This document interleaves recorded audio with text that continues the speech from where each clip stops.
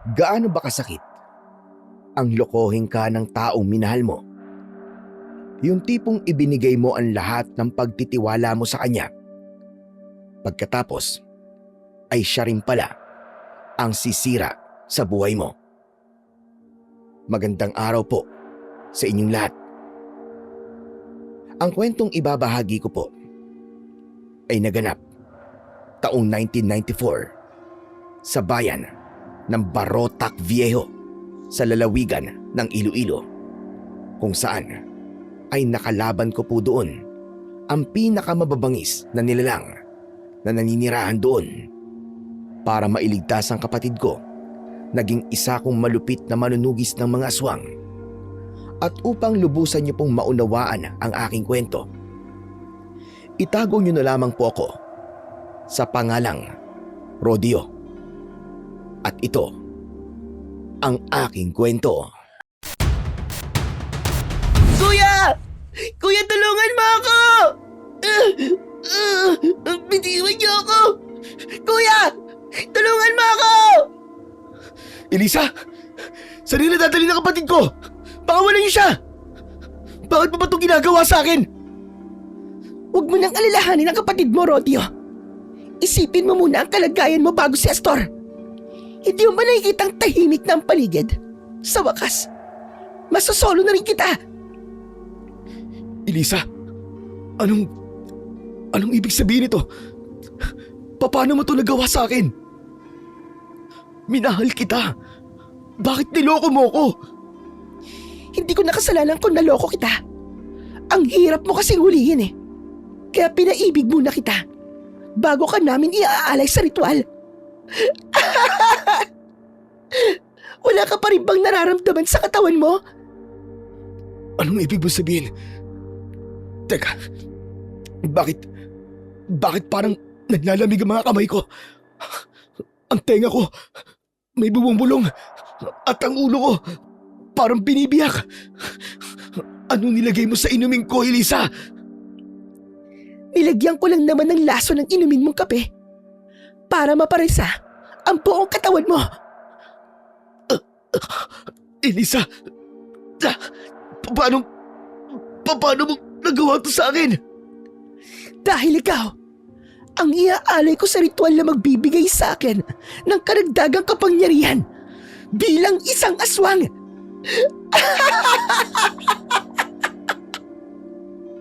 Ano? Isa kang aswang? Oo, at sa wakas, ay matitikman ko na rin ang dugo ng isang albularyong kagaya mo. Kung ganun, naiintindihan ko na. Yun ang dahilan kung bakit nagawa mo to sa akin. Akala mo ba magtatagumpay ka? Nagkakamali ka, Elisa. Dahil pagsisisihan mo to. Ikaw ang magsisisi, Rodeo. Dahil hindi mo na makakasama si Astor. Kahit na kailan. Sa amin na siya. At gagawin namin siyang kauri namin. Wag mong idamay dito ang kapatid ko. Ibalik mo siya sa akin. Maawa ka sa kanya. Pilit kong pinaglalabanan ang pamimigat ng talukap ng aking mga mata. Habang ang lason sa loob ng katawan ko ay nararamdaman kong gumagapang sa buong sistema ko. Ngunit ang nasa isip ko ng mga sandaling yon ay ang mabawi ang kapatid ko. Hanggang sa mapasubsob ako sa lamesa.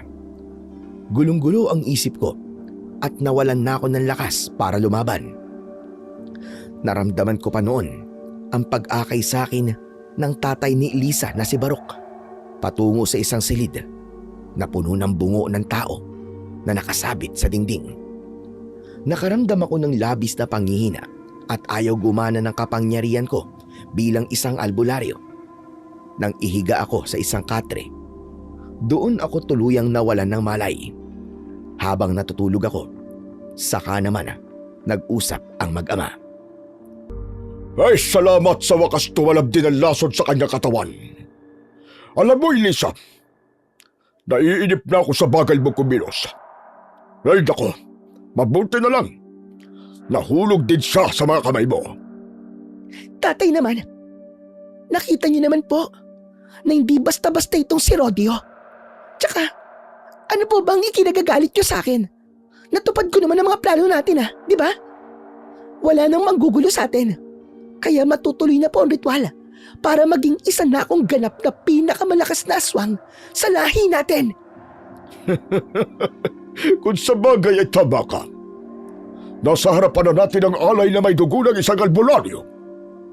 Hala, sige na. Gawin mo na kung ano nararapat para sa kanya. Tamang-tama, dahil kabilugan na ng buwan bukas. Kapag naisa katuparan mo na ang plano natin, magkakaroon ka na matinding pagpapala mula sa ating mahal na Supremo. Ako na ang bahala sa kanya, Tay. Sabik na rin akong matikman ang dugo ng isang malakas na albularyo. Dahil sa kakaibang taglay ng dugo ko, nalalabanan ng katawan ko ang lasong ginamit nila sa akin. Kaya nagulat sila nang magkamalay kagad ako. Walang niya, Elisa! Nagkamalay kagad si Rodio! Sinasabi ko na nga ba't talagang malakas ang katawan niya, Tay? Kaya kapag nainom ko ng dugo niya, magtataglay rin ako ng kakayahang tulad dan sa kanya. Kakaiba nga siya sa lahat ng mga albularyong inialay natin para sa mahal natin na Supremo. Hindi niyo ako magagamit sa kasamaan niyo, mga hayop kayo. Kaya ang mabuti pa, pakawalan niyo ako rito. Hinang-hina pa rin ako ng mga oras na yon. Ngunit hindi ako nagpapahalata. Dahil hindi ka kayang patulugin ng lason, wala nang ibang paraan kundi ang gawin ito sa'yo. Nanlaki ang mga mata ko nang biglang nagbago ang anyo ni Elisa sa harapan ko. Ang maganda nitong muka ay naging kulubot at nagkaroon ng mga sungay sa ulo. Mapupula ang kanyang mga mata at humaba rin ang kanyang mga pangil. Agad niya akong dinaganan at pagkatapos ay kinagat niya ako sa leeg. Dahil nangihina pa rin ako ng mga sandaling yon, wala akong nagawa kundi tanggapin ang lahat ng mga kagat niya sa iba't ibang bahagi ng aking katawan. Parang hinahalukay ang lamang loob ko habang hinihigop ni Elisa ang dugo ko. Ang babaeng minahal ko, ngayon ay inuubos na ang dugo ko. Masakit sa puso ko at nakakasama ng loob dahil nagtiwala talaga ako ng gusto sa kanya. Para ring pinipiga ang katawan ko sa bawat paglagok niya sa dugo ko hanggang sa tuluyan na nga akong nawalan ng malay. Pagkagising ko, gabi na ulit at nasa gitna na ako ng kakahuyan. Nakahiga ako sa malapad na bato at nakikiramdam. Kahit hindi ko tignan, alam kong maraming tao ang nasa paligid ko dahil sa mga bulong nila na naririnig ko. Napagtanto ko rin na yun na ang gabi ng kanilang ritual at ako nga ang kanilang alay sa tinatawag nila na Supremo. Sa pagkakataong yun, ay nag-uusap ang mag-ama bilang mga normal na tao. Anak, ngayong natikman mo na ang dugo ng isang albularyo, ano nararamdaman mo ngayon? Nagkaroon ako ng kakaibang lakas, Tay. Parang ang gaan-gaan ng pakiramdam ko. Wala palang kasing sarap at dugo ng isang albularyo. Napangisi ako ng mga sandaling yon dahil walang kamalay-malay si Elisa na yun na rin ang magiging katapusan niya. Maya-maya pa ay biglang napasigaw ang ama nitong si Barok. Indikasyong gumana na ang epekto ng dugo ko sa katawan ni Elisa. Elisa? Anong mga yan? Bakit? Bakit ganyan? Elisa! Hindi! Hindi! Tay, bakit? Anong problema? Teka, bakit ganito ang pakiramdam ko? Bakit parang ang init? May maanghang na bagay sa loob ng katawan ko. At hindi! Ang balit ko, unti-unti ring naagnas. Tay, ano to? Tulungan mo ako! Tay! Maging ang mukha mo, anak. Unti-unti rin nalulusaw. Ano? Bakit ganito? Teka, bakit nagkakaganito ang mukha ko? Ang sakit! Tay, tulungan mo ako! Ang hapdi ng mukha ko! Walang yan. Hindi dapat ganito nangyayari sa'yo, Elisa. Hindi itong inaasahan kung resulta ng ritual natin. Naagnas ang katawan mo. Anong nangyayari sa'yo, anak? Dahil nagkakagulo na ang mag-ama, bumangon ako at tumawa ng malakas. Hindi nila alam ang kanilang gagawin dahil patuloy sa pagkulubot ang balat ni Elisa. Maging ang kanyang mga mata ay lumuluwa na rin na para bang nauupos siyang kandila. At ang mga buhok niya ay tuluyan na ring nalalagas. Kahit nanghihina ako ng mga sandaling yon, ay masaya kong pinanood ang halos nababaliw na reaksyon ng mag-ama. Ano, Elisa? Masakit bang ganti ko? Yan ang nararapat sa'yo, hayop ka. Magdusa ka. Dahil unti-unting maaagnas ang katawan mo hanggang sa mamatay ka. Mawawala ang ganda mo na siyang ginagamit mo upang makapang-akit ng mga lalaking binibiktima mo. Hayop ka! Anong ginawa mo sa akin? Pagsisisihan mo to, Rodeo. Anong ginawa mo sa anak ko? Tay, ang sakit! Hindi ko na kaya ang sakit! Tulungan niyo ako! Tiisin mo muna ang sakit, anak. Dahil papatayin ko muna si Rodeo. Bago ako, si Elisa muna mauuna sa aking mamatay. Sa harapan mo mismo, Barok. Mamamatay siya! Hindi! Hindi mamamatay ang anak ko! Paano nangyari to? Dahil ang dugo ko ay lason sa mga kagaya niyong mga aswang. Bilang albularyo, naluto na sa mga kakaibang ritual at orasyon. Lahat ng mga bahagi sa katawan ko ay lason sa inyong mga kampon ng kadiliman. Dahil ganid at sakim ang anak mo, marami siyang ininom na dugo ko. Kaya sa uli, mamamatay na siya na para bang naaagnas na bangkay. Dala ng labis na galit ni Barok, agad itong nagpalit ng anyo bilang aswang. Sinunggaban niya ako at kinalmot sa muka. Hindi ko inaasahan, dinukot niya ang isa kong mata at dito na nga ako napasigaw ng malakas dahil sa labis na sakit. Gumanti naman ako sa kanya ng suntok at bumagsak ito sa lupa. Saka ako tumakbo papalayo sa kanila. Huling narinig ko mula sa bibig ni Elisa ay isinumpa niyang hindi ko na makikita ang kapatid kong si Astor. Kasunod nun, ang malakas na atungal ni Barok. Indikasyong pumanaw na ang anak niya na si Elisa. Nararapat lang na mamatay ka, Elisa. Hindi kita mapapatawad sa ginawa mo. Isinusumpa ko na pagbabayaran ng lahi mo ang pagdukot mo sa kapatid ko. Malalaki ang hakbang ng mga paa ko nang pasukin ko ang masukal na bahagi ng kakahuyan. Ramdam ko ang sakit mula sa nabulag kong mata, pati na ang mainit na likidong umaagos mula rito. Nanginginig din ang buong katawan ko at halos hindi ko makita ang daan, lalo na ng napakadilim na paligid. Panay din ang dasal ko na sana ay makaligtas ako para mailigtas ko rin ang kapatid kong si Astor. Konti na lang. Makakalayo na ako sa kanila. Pilit kong pinaglalabanan ang epekto ng lason sa katawan ko. Idagdag pa ang pagod, panghihina at pananakit ng mata ko. Lahat ng mga yon tiniis ko habang paika-ika ang takbo ko. Maya-maya pa, umalingaw-ngaw ang malakas na boses ni Barok. Habulin siya! Huwag niyo siyang hahayaang makatakas! Ako ang papatay sa kanya! Piyatay niya ang anak ko! Ano pang hinihintay niyo? Habulin niyo si Rodeo! Bilisan niyo! Ramdam ko ang galit na boses ni Barok dahil sa pagkawala ng kanyang anak na si Elisa. Kasunod nun ay narinig ko ang malakas na pagaspas ng mga pakpak mula sa himpapawid. Kaya naman, pumasok ako sa madilim na bahagi ng kakahuyan upang mahirapan silang dagitin ako.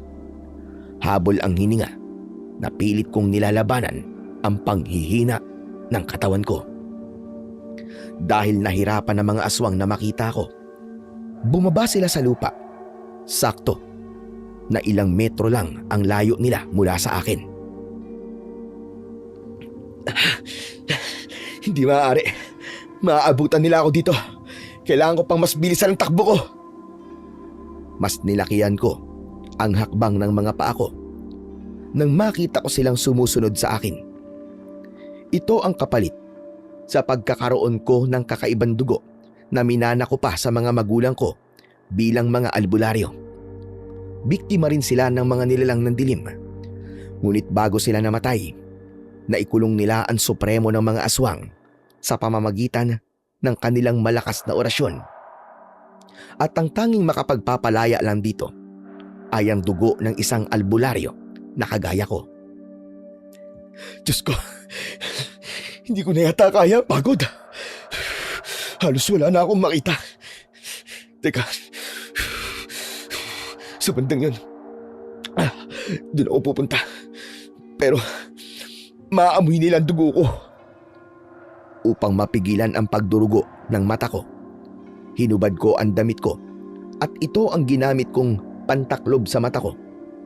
Saka ko muling ipinagpatuloy ang pagtakbo patungo sa makapal na bahagi ng kakahuyan. Halos magpaekis-ekis ako ng takbo para lamang maiwasan ang mga aswang na siyang patuloy na humahabol sa akin. Kaya ko to. Makakatakas ako rito. Makakaalis pa ako sa lugar na to at may liligtas ko pa ang kapatid ko. Hintayin mo lang ako, Astor. Hahanapin kita. Halos sumabog na ang dibdib ko dahil sa kaba. Nang mga sandaling yon, para akong nakikipag-agawan ng buhay kay kamatayan. Dahil masyado na talagang malabo ang paningin ko, hindi ko napansin ang kahoy na nakaharang sa daan ko at natisod ako, kaya nadapa ako. Ngunit gumulong ako hanggang sa ibaba. Halos mapaigik ako sa sobrang sakit nang humampas ang likod ko sa nag-iisang puno na sumalo sa akin. Pabagsak na sana ako sa mas malalim na bangin. Ramdam na ramdam ko ang pananakit ng aking katawan, pati ng mata ko. Muli akong bumangon, ngunit parang may malakas na puwersang humila sa akin. Dahilan upang humandusay ulit ako sa lupa. Kasunod ng pagbagsak ng kulay pulang liwanag mula sa puno.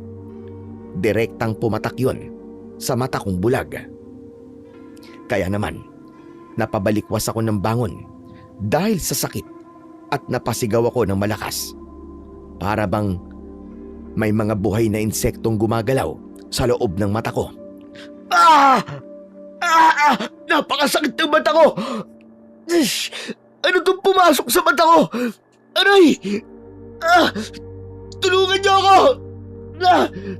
Tulong! Saka ko lang naalalang may mga nilalang na humahabol sa akin. Kaya nang marinig ko ang kaluskos nila, binaliwala ko talaga muna ang sakit ng mga mata ko at ipinagpatuloy ko ang pagtakbo palayo sa lugar na yon.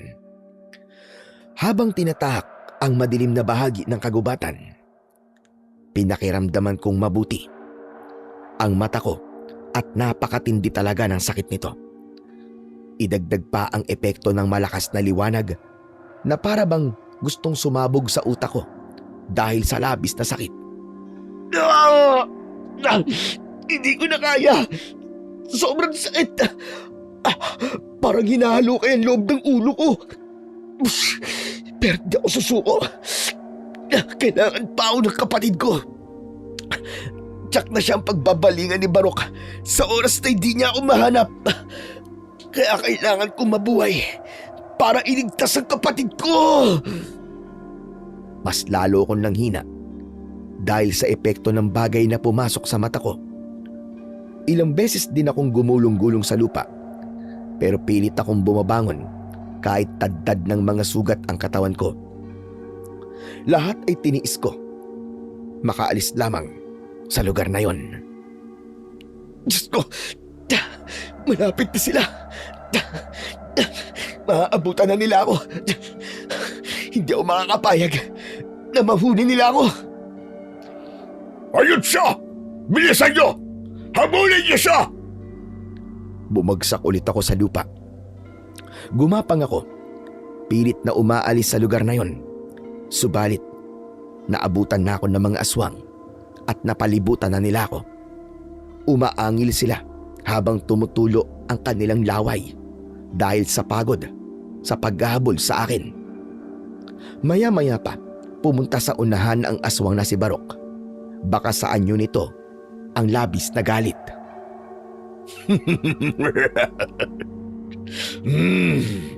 Hayop ka! Pinagod mo kami!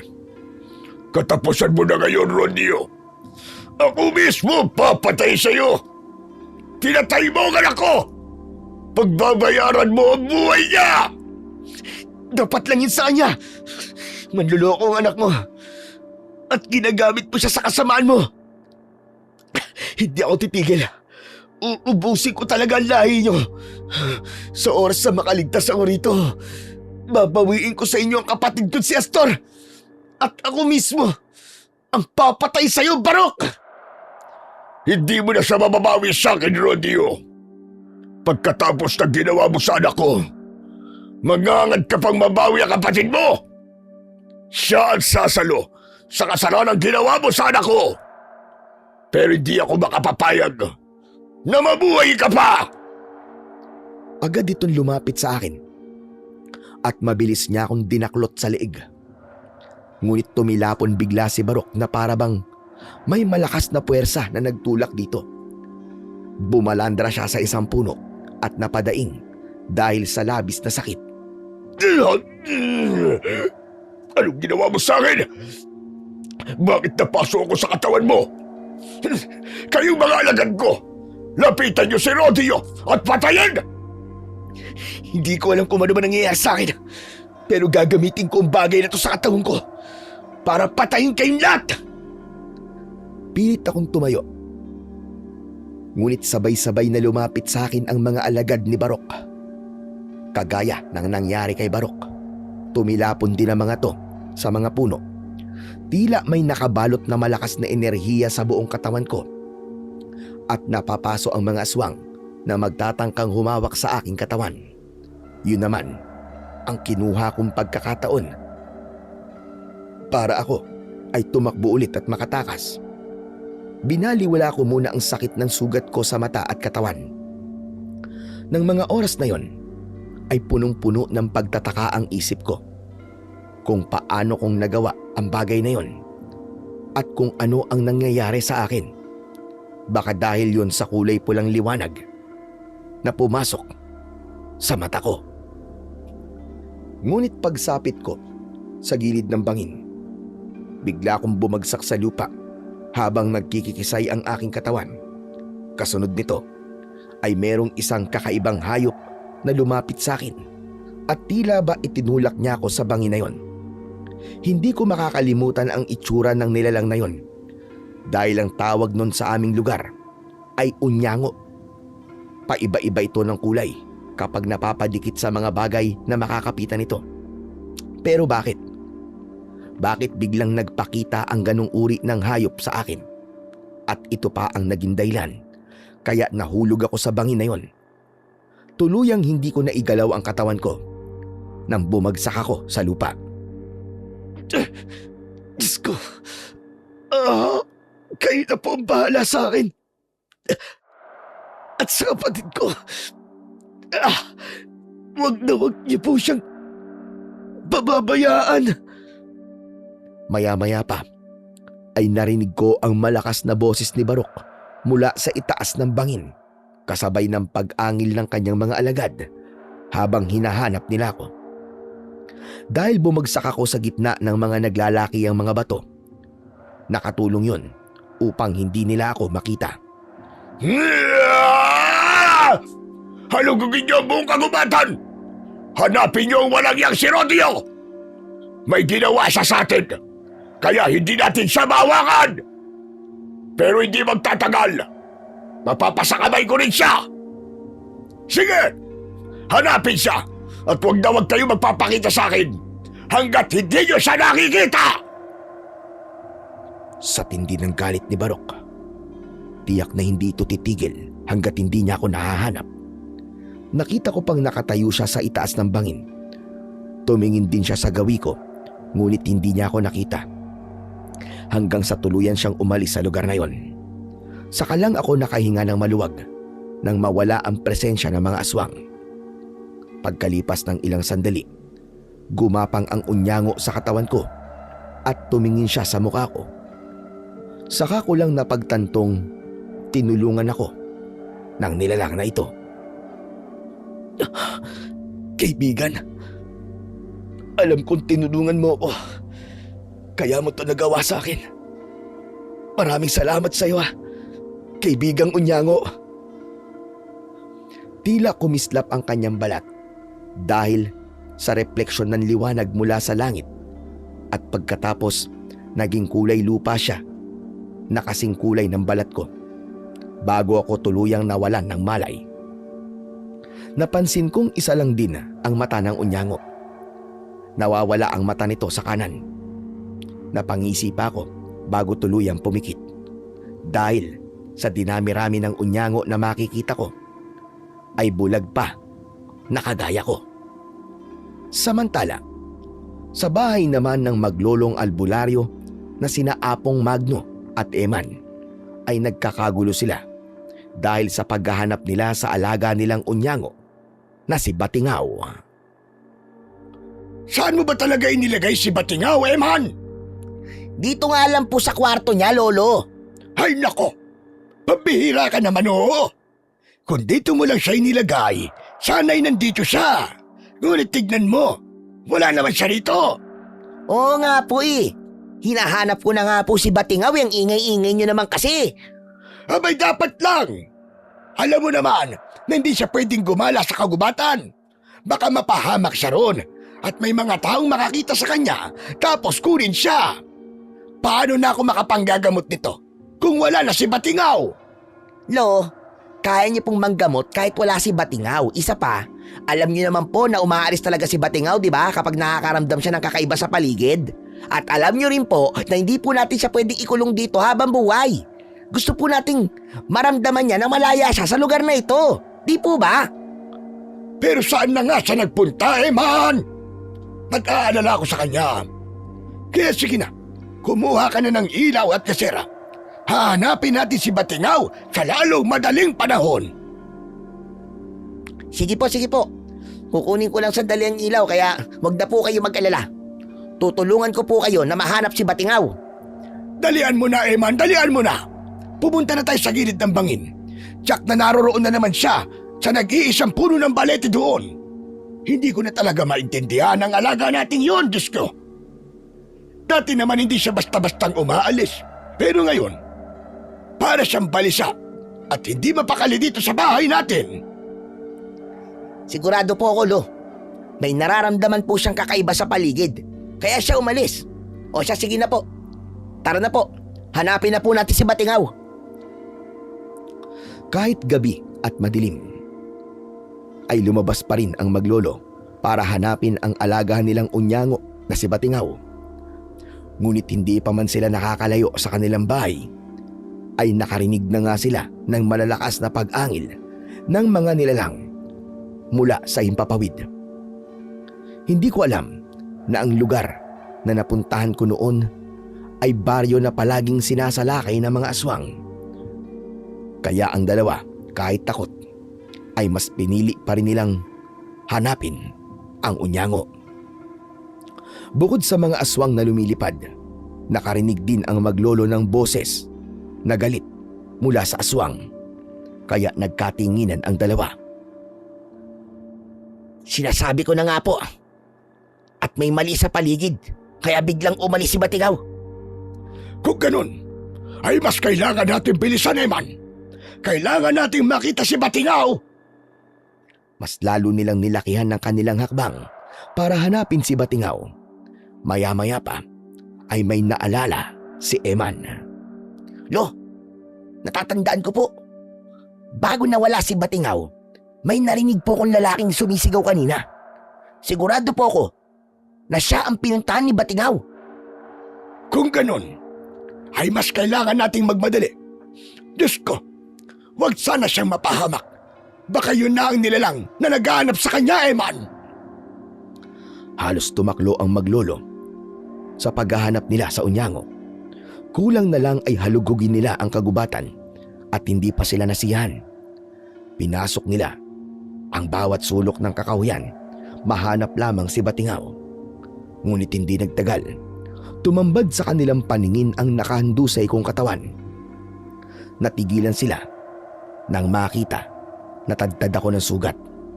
Nakita rin nila ang unyango na nakapatong sa dibdib ko na tila ba binabantayan ako.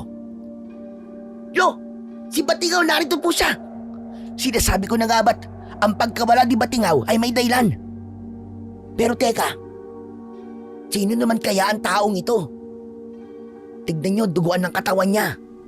At ngayon ko lang siya nakita rito sa lugar natin. Diyos ko, mabaging langit. Malalim ang mga sugat niya.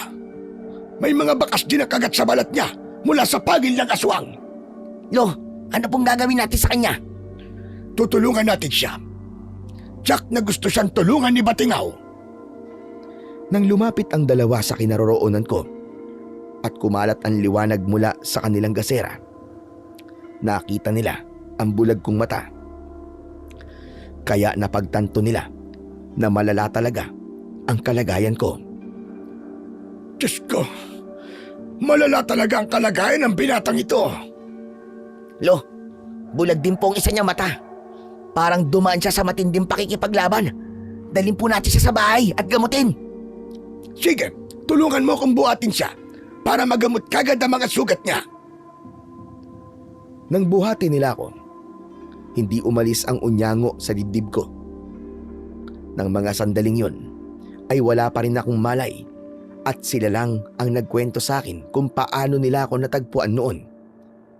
Yun ang isa sa mga ipinagpapasalamat ko sa Panginoong Diyos.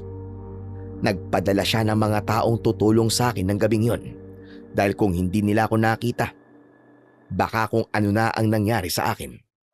Sa tulong din ng unyango, kaya naligtas ang buhay ko. Nang madala nga nila ako sa bahay nila, hindi nila napansin ang kalagayan ni Batingaw dahil abala sila sa pag-aasikaso sa akin. Nang maihiga nila ako sa katre, ay agad na naganda ng mga kakailanganin sa panggagamot si Apong Magno. Lo, ako na pong kukuha sa palanggana at maglalagay ng malinis sa tubig. Tsaka kukuha na rin po ako ng pambendang tela sa mata niya. Sige, Eman, bilisan mo. At ako naman ang kukuha sa mga talbos ng daon ng bayabas para maampat ang pagdurugo ng sugat niya. Habang abala ang maglolo sa paghahanda ng panggamot sa akin, nakatingin lang si Batingaw sa mukha ko. Kaya pagbalik ni Apong Magno, gulat na gulat ito nang makita niya ang mata ng kanyang alagang unyango. Nabitiwan niya ang talbos ng dahon ng bayabas at nag-alala siyang dinampot si Batingaw.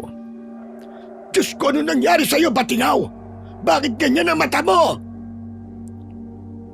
Nang mapagtanto ng matanda ang ibig sabihin ng unyango, ay bumakas ang pag-aalala sa mukha nito. Hindi maaari. Ibig mo sabihin, tinaniman mo ng mutya ang mata ng binatang ito. Pero bakit, Batingaw? Bakit siyang pinili mo? Hindi natin siya kilala, hindi ba? Maya-maya pa ay dumating na rin si Eman. Dala ang palanggana at tela. Nagulat din ito sa narinig niya mula kay Apong Magno. Lo, anong ibig sabihin ng narinig ko sa inyo? Sino po ang tinaniman ni Batingaw ng kanyang mutya? Aba teka, bulag na rin ang kanang bahagi ng kanyang mata. Pero paano pong nangyari ito? Yan nga ang itinatanong ko kay Batingaw, Eman. Isinakripisyo niya ang kanyang mutya para mailigtas ang binatang ito.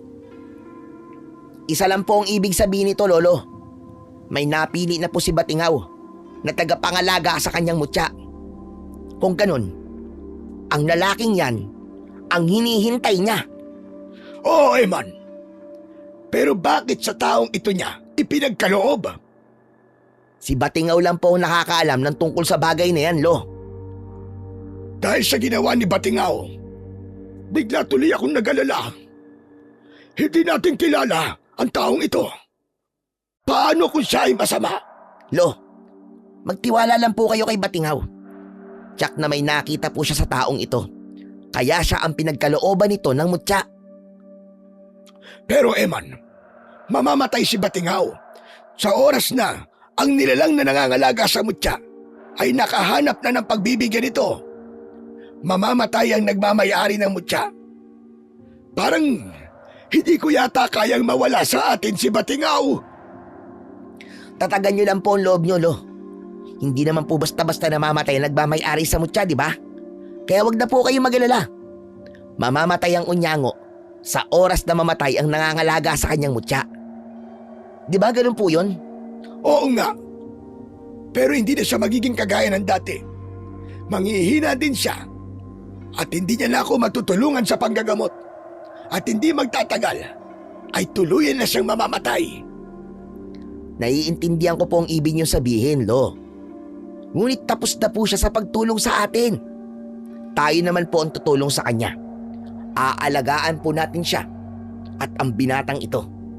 Gagabayan po natin siya para gamitin niya sa kabutihan ang mutyang ipinagkaloob sa kanya ni Batingaw. Napilitan si Apong Magno na tanggapin ang naging desisyon ng alaga nila na si Batingaw.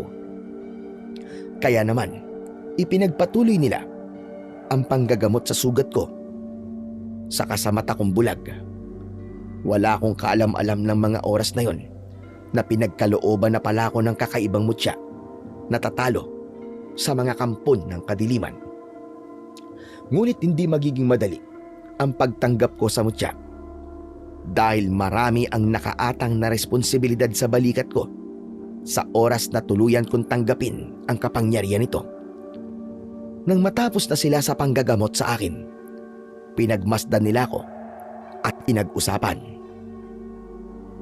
Lo, sino kaya ang taong ito? Hindi ko siya nakikita sa baryo natin. Hindi kaya taga-Karatig baryo siya? Maaaring tama ka sa sinabi mo, Eman. Nakikita mo ba ang talampakan niya? Tagtag ng tusok mula sa mga matutulis na siit. Jack na tumakbo siya ng malayo papunta rito. Kung ganun, maaaring nasa panganib po ang buhay niya at may humahabol sa kanya. Kailangan po pala natin siyang bantayang mabuti, Lo. Sigurado rin po ako na siya nga ang narinig ko kanina na humihingi ng tulong. Kung ganon, baka siya na ang tutulong sa atin para mailigtas ang baryong ito mula sa mga aswang na gumagambala sa lugar natin. At si Batingaw po mismo ang pumili sa kanya. Umasa at naniwala ang maglolo na ako nga ang sugo para iligtas ang baryo nila. 5 araw akong natulog at ang mata ko ay tuluyang gumaling. Habang ang mga sugat ko sa katawan ay marka na lang ang naiwan. Samantalang ang unyango naman na si Batingaw ni minsan ay hindi umalis sa tabi ko. Hanggang dumating ang araw na nagising ako sa isang maingay na bulong sa tenga ko. Lahat ng boses na naririnig ko humihingi ng saklolo. Napabalikwas ako ng bangon at inilinga ko ang paningin ko sa paligid. Teka, nasaan ako? Anong lugar to? Saktong paglingon ko sa pintuan, pumasok ang isang lalaki na may malaking katawan at maitim na balat. May pala siya sa balikat at may sukbit na basket na puno naman ng mga palaso. Sa unang tingin, alam ko na kagad na isa siyang mangangaso. Dahil na rin sa usang inilapag niya sa ibabaw ng lamesa. Sino ka? Nasaan ako? Anong lugar to? Isa-isa lang naman ang tanong. Pambihira. Para kang mauubusan ng oras eh. Pasensya ka na. Pero, nasan ba ako? Narito ka sa bahay namin. Natagpuan ka namin ni Lolo Magno sa ibaba ng bangin na napapaligiran ng malalaking bato. Kasama mo ang alaga naming unyango na si Batingaw. Siya talaga ang nagligtas sa'yo at si Lolo Magno naman ang gumamot sa mga sugat mo. Nang maalala ko, ang tungkol sa unyango ay saka ko lamang naalala ang mata ko. Hindi na masakit yon. At habang nananahimik ako, ikinuwento sa akin ng lalaki ang nangyari at kung paano nila ako natagpuan. Nagpakilala ito na si Eman at nagpasalamat ako sa ginawa nila ng kanyang Lolo Magno. Maya-maya pa, pumasok sa silid na yon ang isang matandang lalaki na mahaba ang kulay puting buhok, balbas at bigote. Ngumiti siya at inilapag ang dala niyang baso na may kulay berdeng likido. Ayon sa pagkakasuri ko, katas ng talbos ng dahon ng bayabas yon na gamot para sa taong may malalang sugat sa katawan. Napatingin din ako kay Eman na isinabit ang pana at mga palaso sa dingding bago ito humarap at nakipag-usap naman sa akin ang matanda. Tatanungin kita. Anong nangyari sa iyo at napadpad ka sa baryo namin? Tagtag ka rin ng sugat sa katawan at nabulag pa ang isa mong mata. Ang huli ko pong natatandaan, inialay po ako sa isang ritual ng mga aswang. Niloko po ako ng kasintahan ko. Pinaniwala po niya akong mahal niya ako. Yung pala, ay may masama na siyang binabalak sa akin. Ngunit, paano ka nahulog sa patibong niya? Nang gabi pong bumisita po ako sa bahay nila.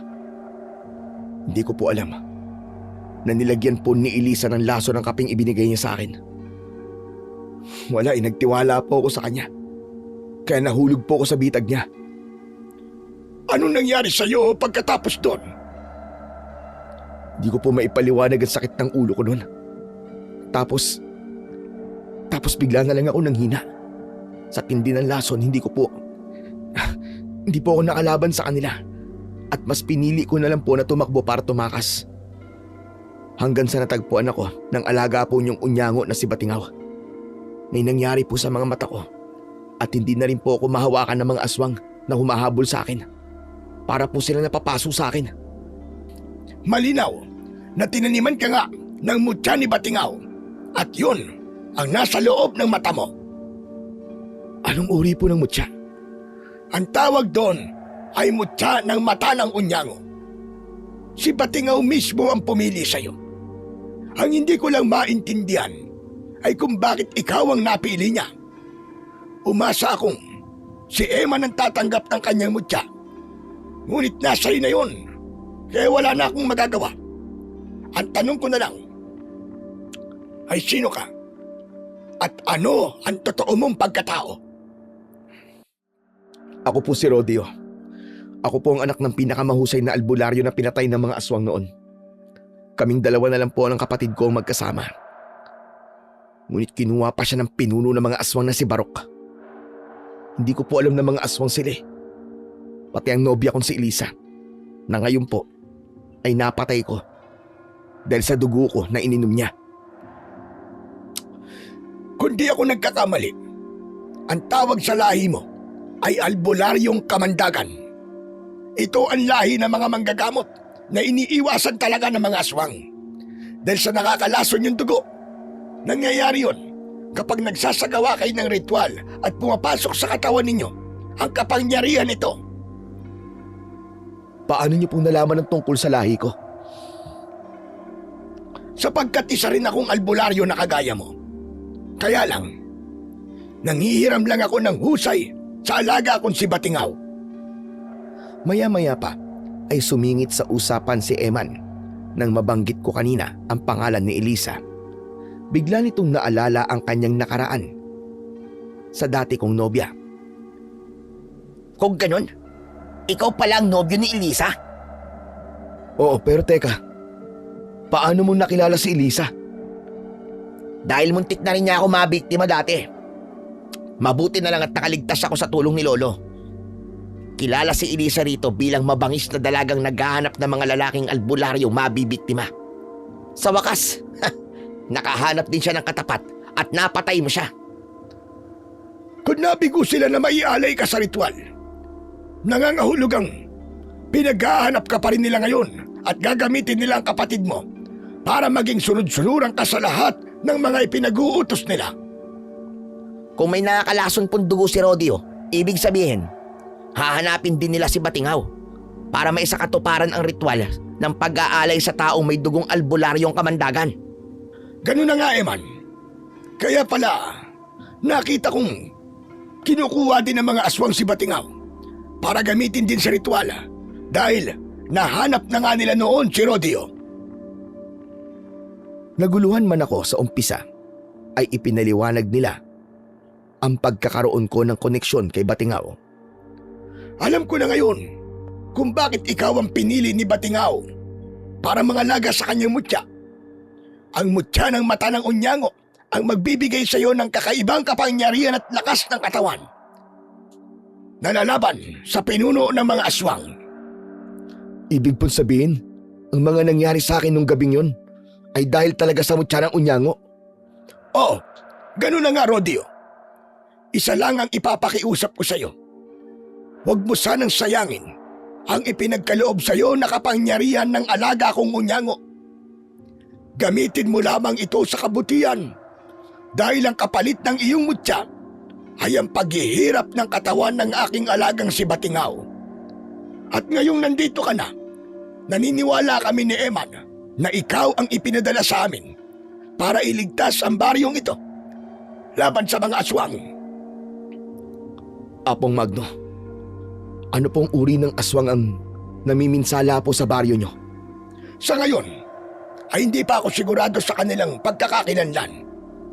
Dahil magaling silang magtago ng kanilang presensya at bihirang magpakita ng tunay nilang anyo sa mga tao. Kapag naman may nakakita sa kanilang itsura, ay agad nila itong pinapatay. Pero Rodio, wag mo na silang isipin mo. Ang kailangan mo ngayon, magpagaling. Kailangan mo mag-ingat para hindi ka matunton ng mga kalaban mo. Dahil tsak, nauulitin nila ang ritual at para maisakatuparan din yon, hahanapin nila ang unyangong tumulong sa'yo. Kayo mismo ang gagamitin nilang kasangkapan para palayain ang supremo ng mga aswang. Sa ganung paraan, matutuloy na ang pag-aasik nila ng lagim. Tama ang sinabi ni Eman, Rodio. Pansamantala ay dumito ka na muna at magpalakas ka. Saka natin isasagawa ang pagsasanay sa paggamit mo ng mutya at sandatang ipagkakaloob ko sa'yo. Teka, sandali lang po. Hindi pa po ako pumapayag sa gusto nyo mangyari. Isa pa, naguguluhan pa rin po ako sa mga sinasabi nyo eh. Huwag ka nang maguluhan, Rodio. Malinaw na ang mutyang nasa sayo ay merong kaakibat na misyon. Simula ngayon, responsibilidad mo ang buhay ng mga taong naririto dahil yun ang gustong mangyari ni Batingaw. Pero kailangan ko po munang hanapin ang kapatid kong si Astor. Nasa panganib din po ang buhay niya eh. Tinangay siya ng mga alagad ni Barok, kaya kailangan ko po siyang iligtas sa lalong madaling panahon. Paano mo maililigtas ang kapatid mo kung wala kang sapat na kaalaman sa pakikipaglaban sa mga aswang? Sige nga. Kaya ka natalo dahil malakas sila at hindi sapat ang kaalaman mo para sila ay labanan. Pero paano po ang kapatid ko? Mahalaga ang oras, baka patayin nila si Astor eh. Pareho kayong mamamatay kung paiirali mo ang katigasan ng ulo mo. Tama ang sinabi ni Lolo. Mas kailangan mo matuto sa pakikipaglaban bago ka sumabak sa digmaan. Tandaan mo, ang mutyang nasa mata mo ay kailangan pa rin pag-aralan upang magamit mo to ng tama. Tama ang sinabi ni Eman, Rodio. Kaya sana naman makinig ka sa amin, alang-alang sa buhay na ipinagkaloob sa iyo ni Batingaw. Sa isang banda, ay tama naman ang sinabi ng maglolo. Kaya wala na akong nagawa kundi ang sumang-ayon sa gusto nila. Nagpahinga ako sa bahay nila ng ilang araw at nang malakas na ang katawan ko ay sinimulan na namin ang pagsasanay. Ipinagkaloob din sa akin ng matanda ang kakaibang itak na may nakaukit na kakaibang salita sa hawakan nito. Lahat ng kakayahan ng Unyango ay tataglayin mo rin, Rodio.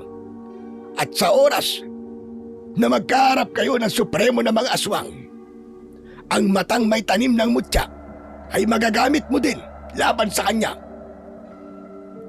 Ako naman ang makakasama mo, Rodio. Tutulungan kita sa pagsasanay.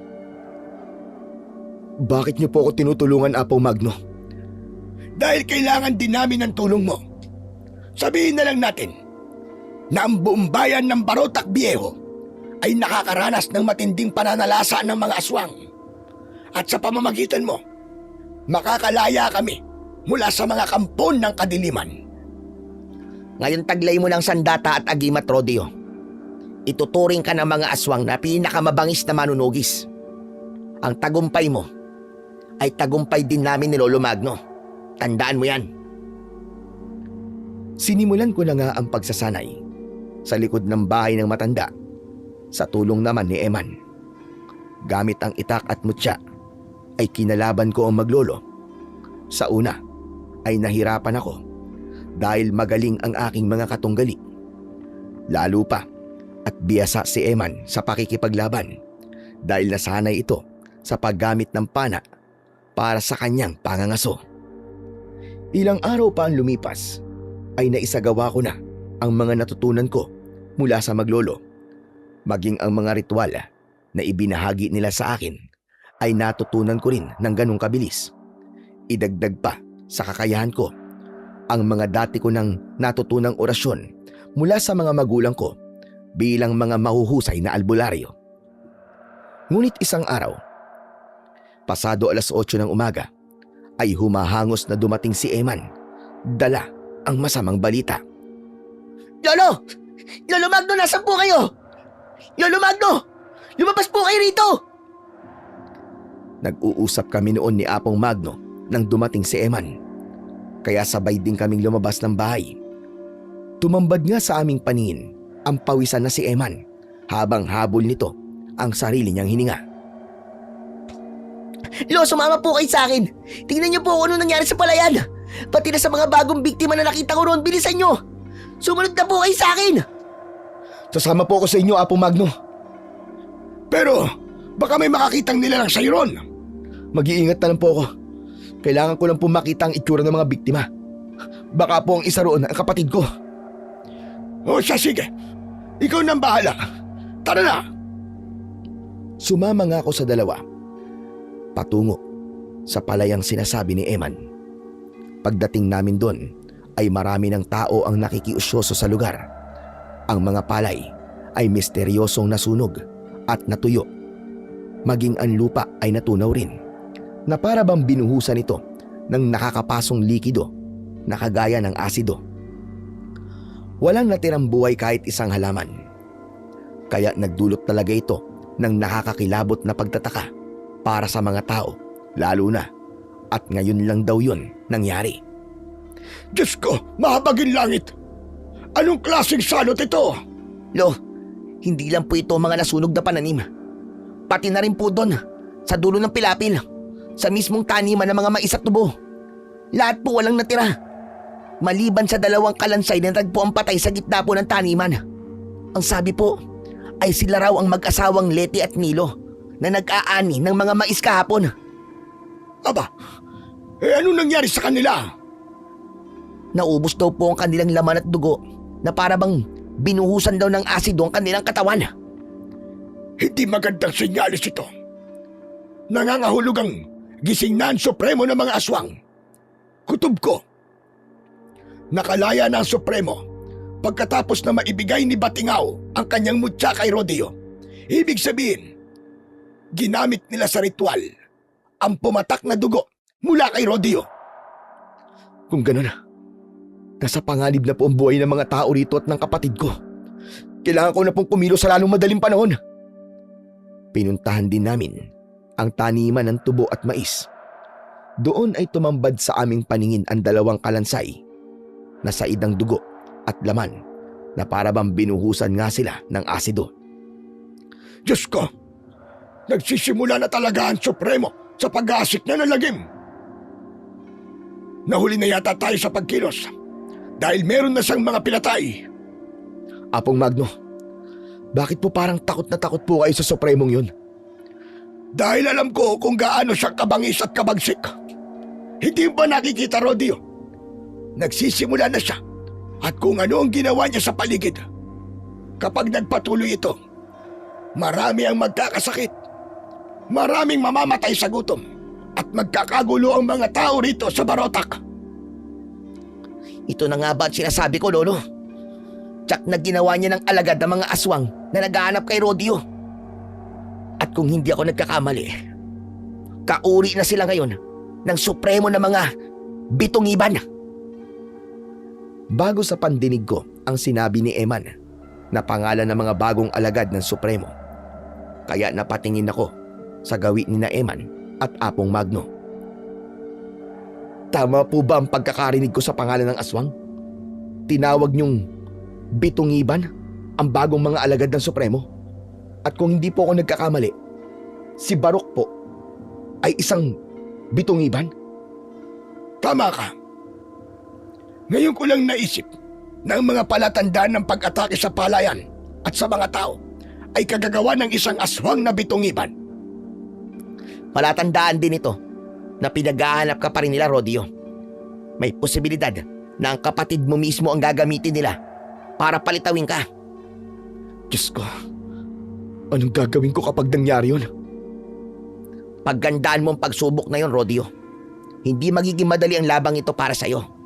Dahil tiyak na ang makakalaban mo rito ay ang mismo mong kapatid.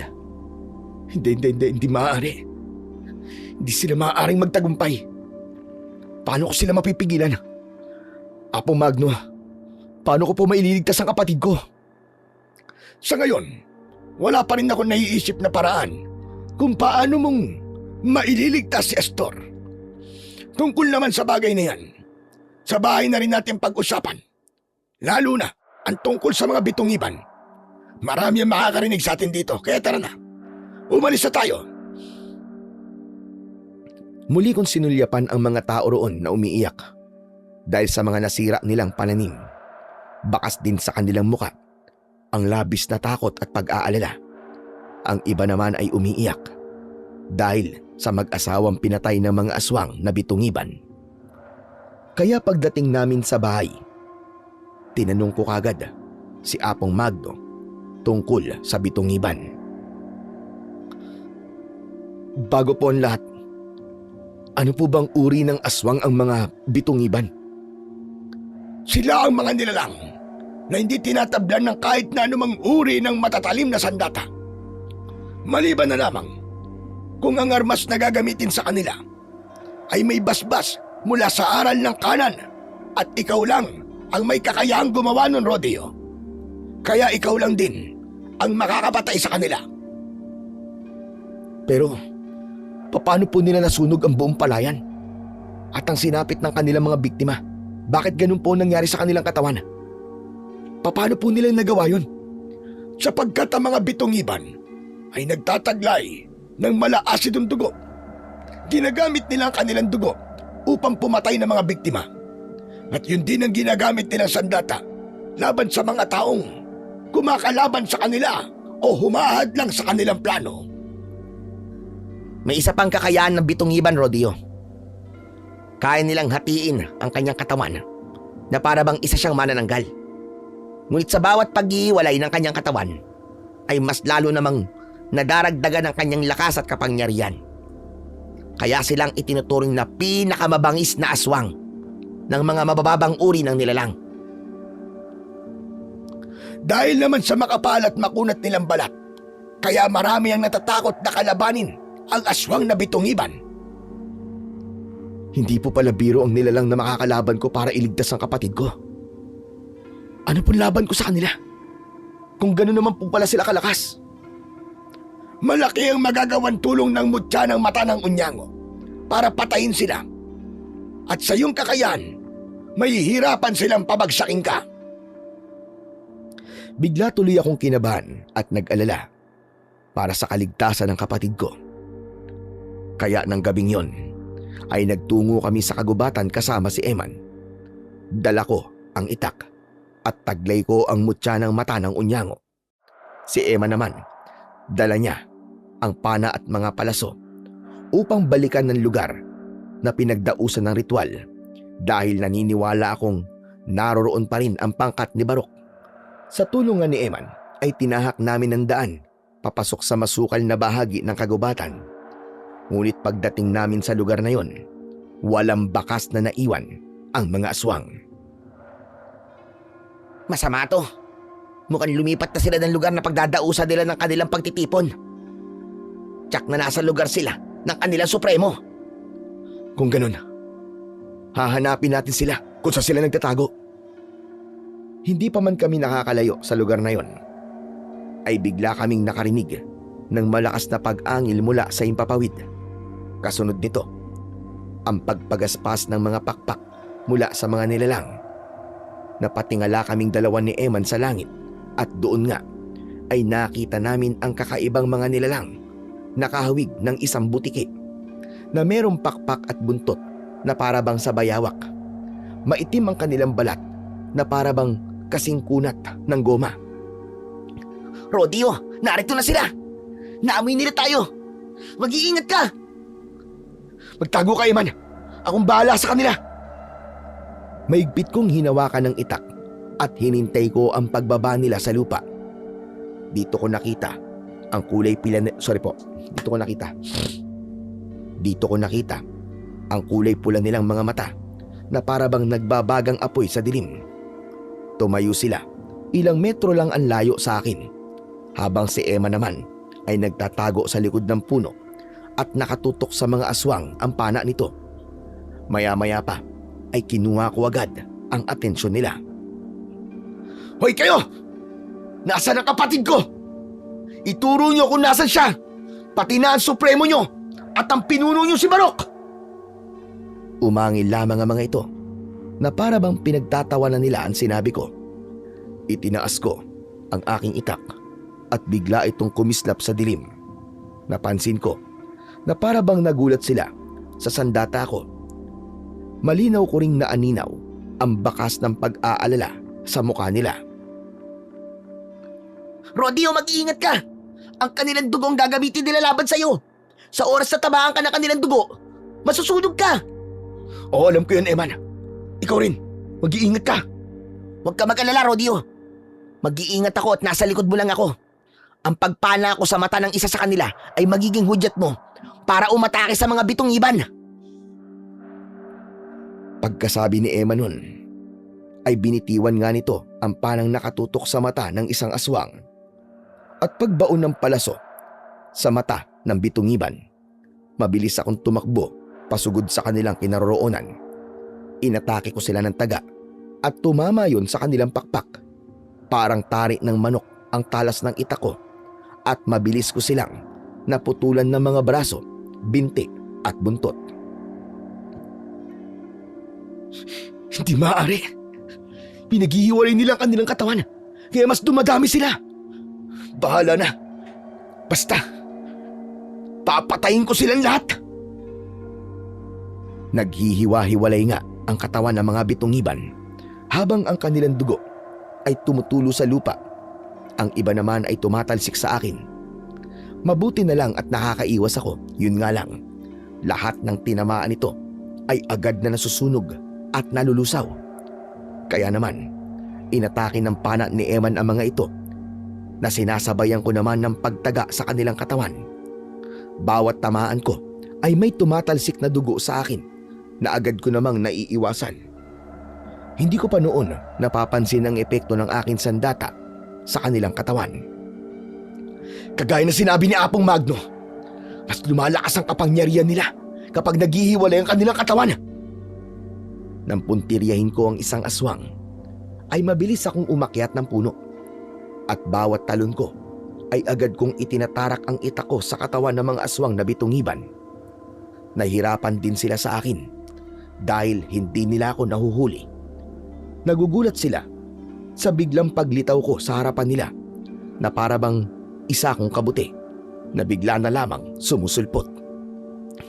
Dahil bawat kapitan kong bagay, mapahalaman man o kahoy, ay agad na nagbabago ang kulay ng aking balat. Sa ganung paraan, hindi ako nakikita kagad ng kalaban ko. Kaya naman, napatay ko silang lahat gamit ang matalas kong itak at gamit ang kakayahan ko. Ang sarili nila mismong dugo ang lumusaw sa kanilang katawan. Maya-maya pa ay dumapit sa akin si Eman. Rodeo, nagawa mo! Paano mo silang napatay? Natuklasan ko na kapag nasugatan sila mula sa aking sandata, ang dugon lalabas mula sa sugat nila ang siyang magiging asido na lulusaw sa kanilang katawan. Ang husay nga. Parang ginisa sila sa sarili nilang mantika. Sa wakas, alam mo na ngayon kung paano mo sila matatalo. Inilinga namin ang paningin namin sa paligid sa pag-aakalang baka meron pang nilalang sa gubat na yon. Nang matiyak namin na wala ng presensya ng mga aswang, ay agad kaming umuwi sa bahay ni Apong Magno. Ikinuwento ko sa matanda ang natuklasan ko at natuwa ito. Pero hindi lubos ang kasiyahan ko dahil magpasa hanggang ngayon, hindi ko pa rin nahahanap ang kapatid kong si Astor. Talaga palang makapangyarihan ang itak dahil sa mutyang taglay mo. Pero mag-iingat ka pa rin, Rodeo. Iba ang lakas ng Supremo kaysa sa kanyang mga alagad. Kahit gaano pa po siya kalakas ay hahanapin ko siya. Kailangan kong mahanap ang kapatid ko. Huwag ka mag-alala, Rodeo. Mahanap mo si Astor. At kailangan maging handa ka sa maaaring mangyari kung sakaling magkaharap kayo ng kapatid mo. Ipinagpatuloy ko ang paghahanap sa kapatid ko. Araw at gabi, hindi ako tumigil sa paghahanap kay Astor. Marami na rin akong nakakaharap at napapatay na mga bitungiban, ngunit lahat sila, hindi nila itinuturo kung nasaan ang kapatid ko. Pinoprotektahan nila ang kinaroroonan ng kanilang pinuno at supremo.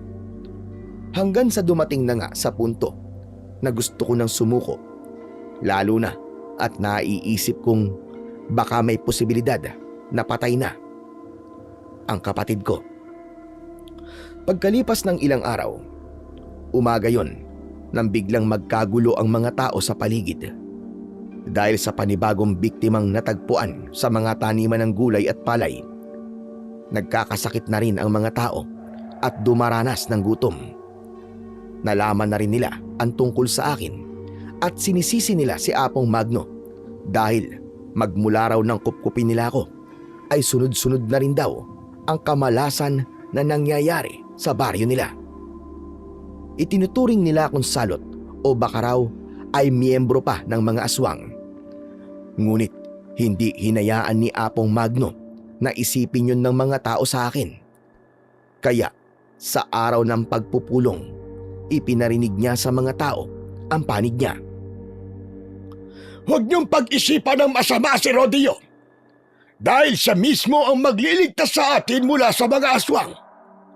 Sana'y magtiwala kayo sa kanya dahil hindi siya masamang tao. Kagaya niyo, biktima rin siya ng salot na ipinapakalat ng supremo ng mga aswang.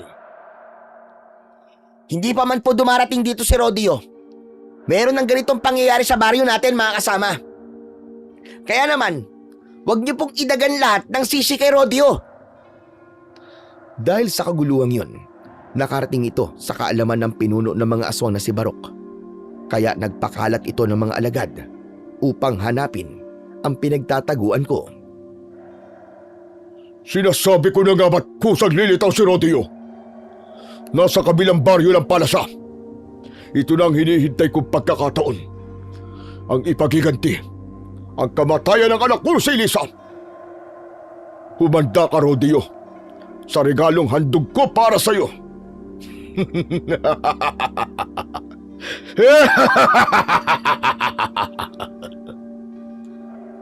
Mula sa kulungan, kinuha ni Barok si Astor at iniharap niya ito sa kanyang supremo. Mahal kong Supremo, ipagkaloob niyo po sa batang ito ang mutyang tatalo sa kapatid niya. Wag! Huwag niyo po itong gawin! Pakawalan niyo po ako! Bitiwan niyo ako, Mang Barok! Bitiwan niyo ako! Huwag ka na magpumiglas dahil malapit na kayo magkita ng kuya mo. Mula sa bibig ng Supremo, iniluwa niya ang kulay itim na bato na siyang ipinalunok nito kay Astor. Yun din pala ang hudyat ng paghihirap ng aking kalooban dahil sa plano ni Barok. Ngayong ganap na, nakakampi ka namin, Astor. Hanapin mo ang pumatay kay Elisa na si Rodio. Ipakita mo sa kanya na ikaw ang pinakamalakas. Patayin mo siya! Patayin mo siya!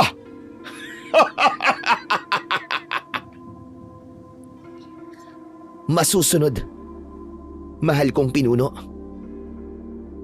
Magaling! Hindi na ako makapaghintay sa muli ninyong pagtatagpo ni Rodio. Sasamahan kita. Gusto kong makita ang pagbagsak niya. Paalam, mahal na Supremo. Sa aking muling pagbabalik, matitikman mo na ang dugo ng albularyong yon. At ikaw na ang tuluyang maghahari sa buong sanlibutan!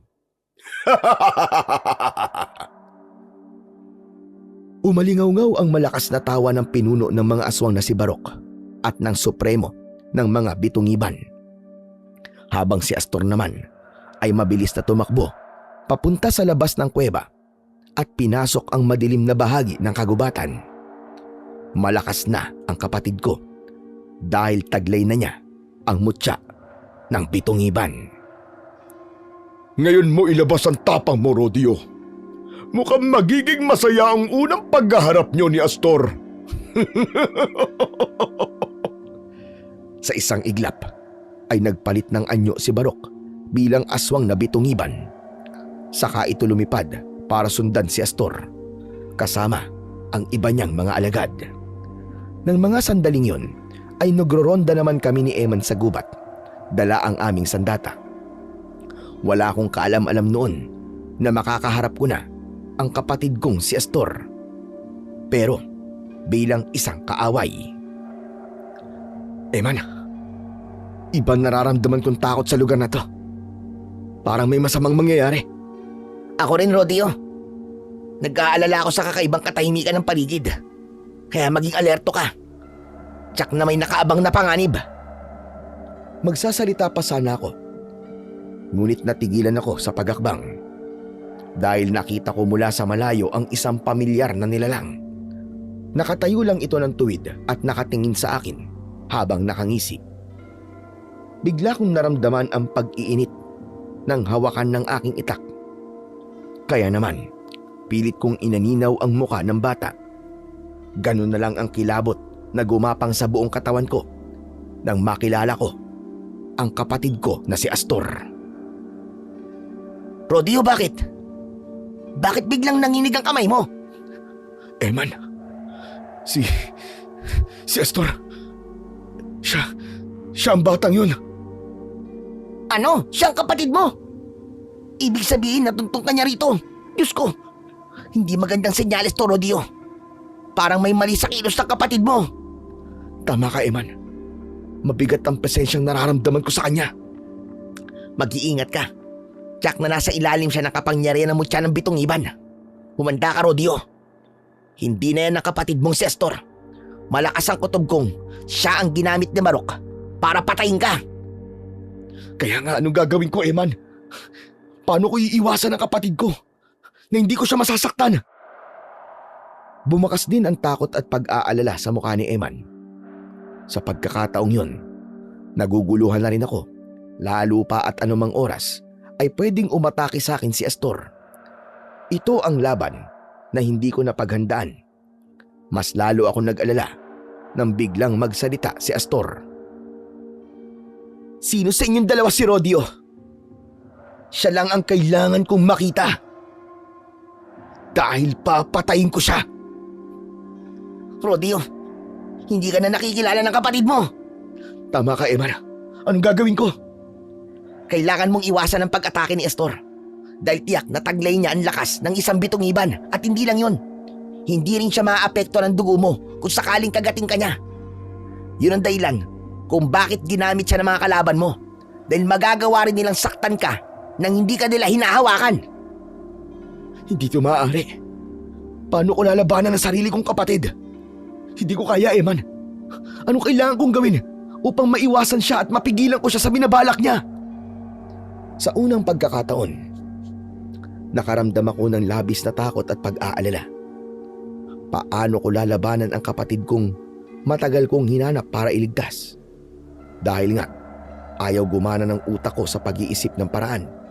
Hindi namin namalayan ang mabilis na paglapit ni Astor sa aming kinaroroonan. Sa bilis ng pag-atake niya, tinamaan kagad ng suntok si Eman sa kanyang dibdib. Pasadsad itong bumagsak sa lupa at nabitiwan niya ang kanyang pana. Kasunod nito ay binigwasan din ako ng suntok ni Astor na tumama naman sa mukha ko. Hindi ko naiwasan ang bawat pag-atake niya dahil kasing bilis siya ng kidlat na may lakas na kagaya ng sa akin. Akma sanang lalapit ulit ito. Itinaas ko ang kamay ko para siya ay pigilan. Astor, sandali! Kuya mo ko! Hindi tayo dapat maglaban! Hindi ba ako nakikilala? Kuya mo ko! Ako ang Kuya Rodeo mo! Astor, ako to! Ako si Rodeo, ang kapatid mo, ang kuya mo! Hindi kita kapatid. Sino ka ba? Hindi kita kilala. Ang utos sa akin, patayin ang taong nagmamay-ari sa pangalang Rodeo. Hindi raw ako makakauwi hanggat hindi ko napapatay si Rodeo. Yun ang utos sa akin ng mahal kong Supremo sa pangunguna ng aking Panginoon. Astor, wag! Ako ang kuya mo, maniwala ka! Ako ang totoo mong pamilya! Gumising ka na! Magkapatid tayo! At ililigtas kita! Tama na! Isa lang ang pamilya ko. At yun ay ang mga taong nakasama ko sa bahay. Narito ako para sundin ang utas nila at patayin ka, Rodeo! Mabilis siyang lumapit sa akin at hinawakan niya ako sa damit. Ilang beses niya akong naibalibag sa lupa at hindi ko magawang gumanti sa kanya. Doble ang sakit na nararamdaman ko dahil sa puso ko kapatid ko siya at kasalanan ko kung bakit humantong siya sa ganito. Astor, tama na! Kapatid mo ako! Mahal na mahal kita! Astor! Alalahanin mo kung sino ako sa buhay mo! Gumising ka! Hindi ko magamit sa kanya ang itak ko dahil ayoko siyang saktan. Kaya sinalo ng katawan ko ang bawat pag-atake niya. Sinubukan ko namang iwasan ang mga suntok ni Astor. Ngunit kakaiba ang bilis niya at nahuhuli niya ako. Kahit magpalit pa ako ng kulay ng balat, idagdag pa ang pananakit ng katawan ko mula sa ilang beses niyang pagbalibag sa akin. Si Emma naman, awang-awa siya sa akin dahil wala rin itong magawa para ako ay tulungan. Ano, Rodeo? Ha? Bakit hindi ka lumalaban? Rodeo! Iwasan mo ang pag-atake niya habang nag-iisip ako ng paraan kung paano kita matutulungan! Nang muli akong lapitan ni Astor para sana ibalibag ulit sa lupa, niyakap ko siya ng maigpit para pigilan siya sa kanyang ginagawang pananakit sa akin. Dahil sa ginawa kong yon, biglang naisip ni Eman ang isang mabisang paraan kung paanong pipigilan si Astor. Rodeo, mag-iingat ka! Babalikan kita rito! Kukuha lang ako ng baging! Igagapos natin si Astor! Mabilis na naghanap ng baging si Eman, habang ako naman ay pilit na iniiwasan ang bawat pag-atake ng kapatid ko. May pagkakataong nahahawakan ko siya, subalit malakas talaga siya at tumitilapon ako sa malayo. Hindi nga nagtagal ay bumalik si Eman. Dala ang isang mahabang baging. Dito na namin pinalibutan si Astor na maging si Eman ay inatake rin ito ng sipa at suntok. Nang makahanap kami ng pagkakataon para maigapos si Astor, biglang sumigaw si Eman. Rodeo! Saluin mo! Ibinato sa akin ni Eman ang hawak niyang baging at nang masalo ko to, sakto naman ang pag-atake ni Astor sa akin. Sinalubong ko siya ng panggapos ng baging sa kanyang katawan. Naging mabilis ang pagkilos ko at maingat sa bawat galaw ko. Upang hindi ko masaktan ang kapatid ko, nagawa ko ng maayos ang paraang naisip ni Eman. Hindi nga nagtagal ay napuluputan ko ng baging ang buong katawan ni Astor. Kaya naman, halos hindi na ito makagalaw at pilit na nagpupumiglas para makawala sa pagkakagapos. Pakawalan mo ako rito! Pakawalan mo ako rito, Rodio! Papatayin kita! Pagbabayaran mo to! Pakawalan mo ako! Patawarin mo ako, Astor. Kailangan kong gawin to sa'yo. Patawad! Hindi! Tanggalin mo ang gapos sa katawan ko! Nasasaktan ako! Makinig ka mabuti, Astor, kapatid ko. Ako to, ang Kuya Rodio mo. Magkapatid tayo, hindi kita lalabanan, hindi rin kita sasaktan. Nakikiusap ako sa'yo. Labanan mo ang mutyang nasa loob ng katawan mo. Paglabanan mo! Parang pinipiga ang puso ko sa nakikita kong kalagayan ng kapatid ko. Lumapit sa akin si Eman dahil alam niya ang hirap at sakit na pinagdadaanan ko. Hinawakan niya ang balikat ko bilang pagpapakita ng pagdamay niya sa akin. Eman, maililigtas ko pa ba ang kapatid ko? Oo, Rodio. Maililigtas mo siya. Huwag ka mag-alala. Hihingi tayo ng tulong kay Lolo Magno. Baka alam niya ang paraan kung paano siya ibabalik sa katinuan. Pero sa ngayon, kailangan nating umalis dito. Tsak na may mga kasama siya at nasa paligid lang. Delikado tayo. Tama si Eman. Dahil ng mga sandaling yon, ay nasa himpapawid si Barok at kanina pa niya hinahanap si Astor. Nang hindi niya na nararamdaman ang presensya ng kapatid ko, dismayado itong bumalik sa kuta nila.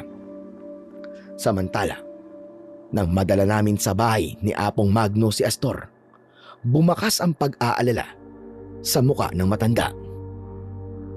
Diyos ko! Hindi niyo dapat dinala rito si Astor!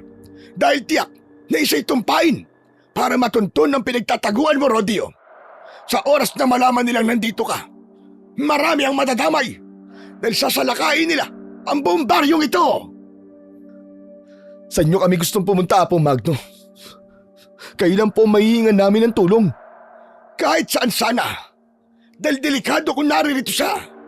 Maraming tao ang malalagay ang buhay sa peligro. Hindi nagkamali si Apong Magno dahil biglang nagsipag-alulungan ang mga aso sa paligid. Ang mga manok ay nagsiputakan na para bang nararamdaman nila ang panganib na parating. Ilang sandali pa, nagkagulo na ang mga tao sa baring yon at humihingi ng tulong dahil binubutas ng mga bitungiban ang kanilang bubong na tila ba merong hinahanap. Ito na nga ba ang sinasabi ko? Huli na para umalis kayo. Nagsisimula na ang mga kampo ng kadiliman. Pilit ka nilang palilitawin, Rodio. Diyos ko, anong gagawin natin? Ako nang bahalang humarap sa kanila. Apong Magno, dumito lang po kayo sa loob ng bahay. Bantayan niyo po muna si Astor. Tatapusin ko na to. Haharapin ko na ang mga aswang. Sasama ako sa'yo, Rodio. Hala, sige na. Mag-iingat kayong dalawa. Ako nang bahala kay Astor. Pagpalain nawa kayo ng ating Panginoong may kapal. Dala ang pana at itak ay lumabas kami ni Eman sa bahay. Tumambad sa aming paningin ang mga taong nagkakagulo dahil sa mga aswang na nasa ibabaw ng kanilang bubungan. Binubutas ng mga ito ang bubong habang hinahanap ako. May mga nasusunog din na bahay, kaya lalong nagkagulo. Kanya-kanyang hingi ng tulong ang mga tao at dito nga ay hindi na ako nakatiis at sumigaw na ako ng malakas para kunin ang atensyon ng mga bitungiban. Hoy, kayong lahat! Ako ang harapin nyo! Huwag niyong idamay ang mga tao rito! Ako lang ang kailangan nyo, di ba? Saka lang tumigil sa panggugulo ang mga aswang na bitungiban. Tumingin sila sa gawi ko at lumipad ang mga ito para humanay sa harapan ko. Hinayaan nila ang mga tao at ako ang pinagtuunan nila ng pansin. Hindi nagtagal. Bumaba rin mula sa himpapawid ang pinuno nilang si Barok at ngumisi ito ng nakakakilabot. Kasama ng iba niyang mga alagad. Dumating din ang kanilang supremo na higit na mas malaki kesa sa kanyang mga alagad. Nang mga sandaling yun, nakatago sa likod ng puno si Eman at nakatutok sa mga aswang ang pana nito. Sinasabi ko na nga ba't naririto ka lang? Natanggap mo na ba ang regalo ko sa'yo? Oo, salamat. Dahil buhay pa ang kapatid ko. Buhay nga siya. Pero kagaya na rin namin. Hindi! Hindi siya magiging kagaya nyo. Dahil ililigtas ko ang kapatid ko kahit na anong mangyari. Pagkatapos ng ginawa mo sa kapatid ko, may gana ka pang magpakita rito at manggulo ha. Higit na mas malaki ang kasalanan mo sa akin ngayon kaysa sa kasalanan ginawa ko sa'yo. Tumigil ka! Buhay ni Elisa ang kinuha mo! Kasalanan niyo yun! Dahil niloko niyo ako. Tapos ngayon, binuhay mo pa ang Supremo para lamang sa pansarili mong kapakanan. Kung hindi ako nagkakamali, kayo rin ang pumatay sa mga magulang ko, tama ba? Oo, tama ka! Dahil malaki silang hadlang sa mga pinaplano namin ng mahal kong Supremo! Walang hiya ka. Ikaw ang magbabayad sa akin. Pagsisisihan mo ang ginawa mo sa mga magulang ko at sa kapatid ko. Ibabalik ko sa inyo ang mutyang itinanim nyo sa katawan ni Astor. Kaya humanda kayo sa akin. Dahil uubusin ko kayong lahat. Mabilis akong tumakbo, pasugod sa mga aswang gamit ang itak. Habang si Emma naman ay sunod-sunod ang pagpapakawala ng palaso sa ere na tumama sa mga mata ng kalaban. Yun ang mabisang paraan upang mapabagsak ang mga aswang. Lahat ng tinamaan ni Emma ng palaso ay isa-isa kong sinaksak sa dibdib. Namatay sila sa sarili nilang dugo hanggang sa tuluyan silang nalusaw at naging likido ang katawan. Ano nangyayari, Rodeo? Paano mong napatay ang mga alagad ko? Hindi na mahalaga yon. Dahil ikaw naman ang isusunod ko. Saktong pagtalon ko para sana tagain ang nakatayong aswang na si Barok. Sinalo ako ng supremo niya at bumaon ang kuko nito sa balikat ko. Diretso ang pagdagit niya sa akin paitaas. Tumingala ako at itinara ko ang talim ng itak ko sa leeg niya. Bumulwak ang malaasad nitong dugo na pumatak sa balikat ko. Ramdam ko ang pag-iinit ng balat at laman ko. Maya-maya pa ay nabitiwan ako ng supremo dahil napaso ito sa katawan ko. Pagbagsak ko sa lupa, agad kong tinapyas ng itak ang balat ko sa balikat. Kaya napigilan ko ang pagkalat ng malaasidong epekto ng dugo ng bitungiban. Umatungal lang malakas ang supremo ng mga aswang dahil sa labis na sakit. Nakahiga ito sa lupa habang umuusok ang sugat nito sa leeg. Nilapitan ko ito habang hawak ko ang matalas na itak. Ano, Supremo? Hindi ba sinabi sa ng mahal mong alagad na mapapaso ka kapag hinawakan mo ko? At kapag kinagat mo naman ako, ay malulusaw ka rin, nakagaya na nangyari sa anak niya.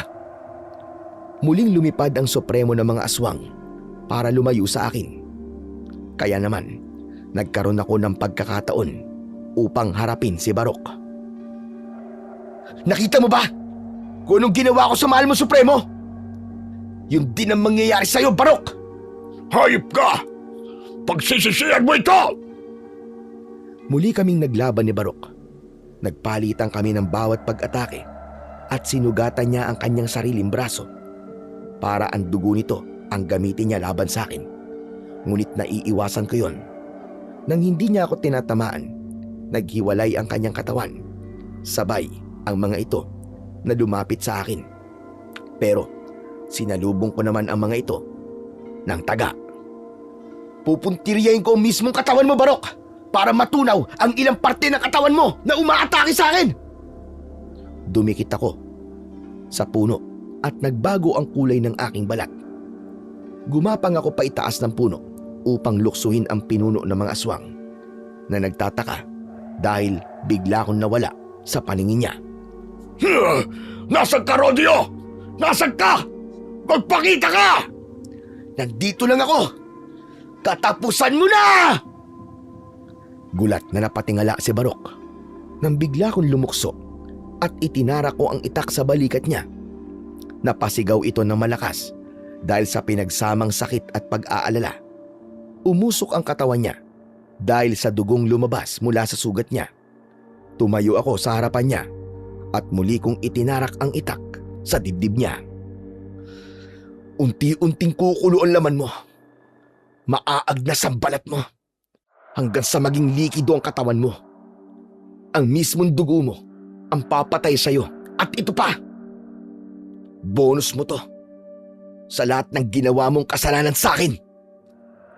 Sinugatan ko ang braso ko at ang dugo ko mismo ang ipinatak ko sa bibig niya.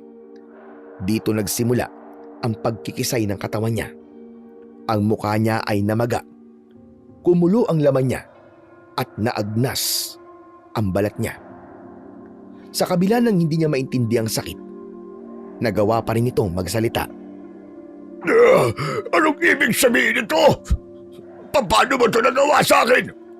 At ang balat mo, nagbabago rin ang kulay. Hindi maaari. Ikaw ang nakakuha ng mutya ng mata ng unyango. Humanda ka! Dudukutin ko ulit ang mata mo! Hindi mo na magagawa yon. Dahil matutunaw ka na, Barok. Sa isang iglap, natunaw at naging likido ang katawan ni Barok. Habang si Emma naman ay panay ang pagpapakawala ng palaso na bumabaon sa katawan ng mga alagad ni Barok. Upang tuluyan silang mamatay, itinara ko ang itak sa katawan nila hanggang sa nalusaw rin ang mga to. Rodeo, buhay pa ang Supremo. Ngunit mahina na dahil sa sugat niya sa leeg. Ako nang bahalang tumira sa kanya ng palaso. Ako naman ang bahala sa kanyang kapangyarihan. Sunod-sunod na nagpakawala ng palaso si Eman at hindi yung tumatalab sa katawan ng Supremo ng Bitungiban. Sinubukan ni Eman na puntiryahin ang mga mata nito at tinamaan yun. Bumagsak ito sa lupa. Saka naman ako umatake sa Supremo. Tumalon ako ng mataas para itarak ang itak sa dibdib nito. Saktong pagbagsak ko ay nakaiwas ito at tumama ang kalmot niya sa leeg ko. Bumagsak akong pasadsad sa lupa at muntik kong mabitiwan ang itak ko. Mabilis nitong naipaghiwalay ang kanyang katawan at ang dugo nito mismo ang ginamit niya na panlaban sa akin. Rodeo, mag-iingat ka! Rodeo, mag-focus ka sa mga mata niya. Hayaan mo masilaw siya sa liwanag ng mutya ng mata ng unyango. Ganun nga ang ginawa ko. Nag-focus ako sa mga mata niya habang nakatayo lang ako. Umangil ito na malakas at handa na sanang umatake sa akin. Sige lang. Lapit lang. Biglang lumitaw ang kulay pulang liwanag mula sa mata ko. Direkta itong tumama sa mga mata ng Supremo ng mga Bitungiban. Nasilaw ito at nanigas ang kanyang katawan hanggang sa maging bato ito. Nang bumagsak ito sa lupa, sumigaw si Apong Magno. Rodeo, gawin mo na! Itarak mo ang itak sa dibdib niya! Bilisan mo! Itinarak ko nga ang itak sa dibdib ng Supremo ng mga aswang at hindi pa ako nasiyahan. Pinalangpalang ko ang katawan niya hanggang sa tuluyan itong nabasag. Ganon din ang ginawa ko sa humiwalay na parte ng kanyang katawan. Sa isang iglap, natunaw ang mga bato at naging malapot itong likidong kulay itim. Maya-maya pa ay lumapit sa akin sina Eman at Apong Magno. Rodeo, nagawa mo, ang galing mo! Napatay mo ang Supremo ng mga Bitungiban! Pero, paano ko nagawa yun? Yan ang bisa ng mutya ng mata ng unyango. Ang gawing bato ang katawan ng Supremo. Pero sa kanya lang gagana ito. Iba kasi ang epekto ng mutya sa kanyang mga alagad. Hindi po ako makapaniwalang may ganitong kapangyarihan ng mutya ko. Siya nga pala. Ang kapatid ko po, Apong Magno. Kumusta po siya? Pagkatapos mong patayin ang supremo ng mga bitungiban, tsak na bumalik na rin siya sa katinuan. Nasisiguro kong wala siyang malay ngayon dahil inilabas niya ang mutya ng bitungiban. Diyos ko, salamat naman sa Diyos at tapos na. Pero dahil sa mga aswang, marami rin po nasugatan. Ang mahalaga, malaya na ang mga tao at wala nang mamiminsalang mga aswang. Tapos na ang takot at malaya na ang bayan na ito. Maya-maya pa ay nagsipaglabasan na ang mga tao at nasaksihan nila ang ginawa kong pagpatay sa mga bitungiban. Lahat sila ay nagpasalamat sa amin ni Eman at nang bumalik sila sa kanilang bahay ay saka ko naman narinig ang boses ni Astor mula sa kubo ng matanda. Kuya? Kuya Rodeo, ikaw ba yan? Gulat kaming napalingon sa pinagmulan ng boses. Halos maiyak ako nang makita ko si Astor. Habang nakakuyom ang isa nitong kamay, lumapit ito sa akin. Ibinigay niya ang kulay itim na bato na kinuha naman ni Apong Magno. Ako na magtatago nito. Kailangan itong sulugin para wala nang mapaglipatan ng mutya ng bitungiban. Sa wakas, nagising ka na, Astor. Salamat sa Panginoon. Sino po kayo? Ako si Apong Magno at siya naman ang apo kong si Eman. Kami ang tumulong sa kuya mo nung natagpuan namin siyang sugatan. Marami pong salamat sa pagkakaligtas niyo po sa kuya ko. Walang anuman yun. Ang mahalaga, ligtas ka na rin at magkakasama na kayo ng kuya mo. Hindi ko na napigilan ang sarili ko at niyakap ko ng maigpit si Astor. Ang pagod at pananakit ng aking katawan ay biglang nawala nang makita kong ligtas na talaga ang kapatid ko. Astor, kapatid ko. Sa wakas, nakilala mo na ako. Bakit kuya? Ano bang nangyari sa akin? Ano kasi, may ginawa sa'yo si Barok. Pero tapos na yun, ang mahalaga, bumalik ka na sa dati. Opo kuya. Mabuti na lang nandito ka na. Ang huling natatandaan ko po noon nasa kuweba ako kasama si Mang Barok at ang nakakatakot na mga nilalang. Akala ko nga po dati hindi na tayo magkikita kuya. Kalimutan mo na ang mga nangyari, Astor. Ligtas ka na. Hindi na makakapaminsala ang mga aswang. Hindi ka na rin nila masasaktan. Patawarin mo ako kung ngayon lang kita nailigtas. Huwag mo nang isipin yun kuya. Ang mahalaga, tapos na ang laban mo sa mga aswang. Total, wala na kayong pamilyang magkapatid. Ang mabuti pa, dito na kayo manirahan kasama namin. Magsimula ulit kayo sa piling namin. Tama ang sinabi ni Lolo Magno, Rodeo. Dito na lang kayo tumira ni Astor. Magsama na lang tayo sa pangangaso ng mga hayop. Sa husay mo kanina, nakaw, tsak, na makakahuli tayo ng maraming kusa at baboy ramo. Maraming salamat sa alok na tulong niyo sa akin, Eman. Lalo na po sa inyo, Apong Magno. Simula po ngayon, pamilya na po tayo. At dito na po kami maninirahan. Salamat at pumayag ka, Rodeo. O paano? Tara na. Pumasok na tayo sa loob ng bahay natin at kanina pa tayo hinihintay ni Batingaw. Nagtanong si Astor kung sino raw si Batingaw at ipinakilala ko siya sa alagang unyango ni Apong Magno. Ikinuwento ko rin sa kanya ang tungkol sa mutyang nakabaon sa mata ko. Nang makaharap ko si Batingaw ay nagpasalamat din ako sa kanya. Ilang araw ang lumipas ay tuluyan ng nanghina ang unyango. Nabuhay naman ito ng ilang taon bago siya namatay. Ngunit ang mutya niya sa mata ko ay patuloy kong iniingatan at napapakinabangan, lalo na sa pangangaso ng mga hayop sa gubat. Nagbago ang buhay namin ng kapatid kong si Astor nang makilala ko ang maglolo. Sa ngayon ay wala nang gumagambalang aswang sa baryo namin dito sa bayan ng Barotac Viejo. Ngunit sikat naman ang pangalan ko bilang isang manunugis na kumatay sa mga aswang na bitungiban. Hanggang dito na lang po ang istorya ko. Lubos na nagpapasalamat. Rodeo. Ayon po sa kasabihan, kapag may nawala, merong pumapalit. Nawala man ang mga magulang ni Rodeo at Astor. Napalitan naman po to ng taong may mabubuting puso na maituturing nilang pamilya at magmamahal sa kanila ng totoo. Sila rin ang tatanggap ng tiwala mo na kahit gailan, hindi nila ito sisirain.